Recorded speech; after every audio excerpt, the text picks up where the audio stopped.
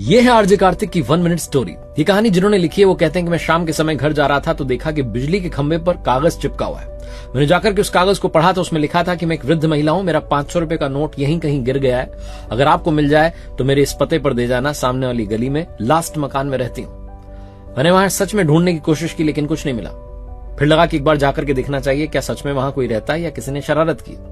मैं वहां पहुंचा, दरवाजा खटखटाया तो अंदर से लाठी के सहारे एक अम्मा जी आई, बूढ़ी अम्मा, जो आकर के मुझसे कहने लगी कि बताओ क्या चाहिए। मैंने कहा माता जी चाहिए नहीं, आपका वो 500 रुपए का नोट मिला है, देने के लिए आया हूं। उन्हें नोट देने लगा तो गुस्सा करने लगी, कहने लगी बस करो तुम लोग, अब तक 50-60 लोग आ चुके हैं मेरी मदद करने के लिए, मुझे नहीं चाहिए कोई नोट वोट। मैंने कहा माता जी सच में वहां नोट मिला है, आपको देने आया हूं। कहने लगी बेटा कहानियां मत सुनाओ, मेरा कोई नोट नहीं गिरा है, किसी ने मेरी मदद करने के इरादे से वहां वो कागज चिपका दिया है।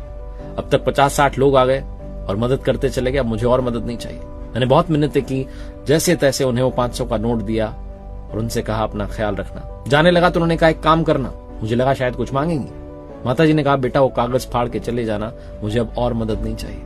मैं जब वापस आया उस खंबे के पास उस कागज को फाड़ने जा रहा था तो अंदर से आवाज आई कि तुमसे पहले 50-60 लोगों से भी तो यही बोला होगा, जब उन्होंने नहीं फाड़ा तो तुम इस कागज को क्यों फाड़ रहे हो। इसी उम्मीद में मैंने उस कागज को वहां चिपके रहने दिया कि 50-60 लोग और आएंगे, माताजी के और बेटे आएंगे माताजी की मदद करने के लिए। बहुत छोटी सी कहानी है जो सिखाती है कि लाइफ में पुण्य कमाते चलिए, अच्छाइयां करते चलिए, दुआएं वापस अवश्य आती हैं।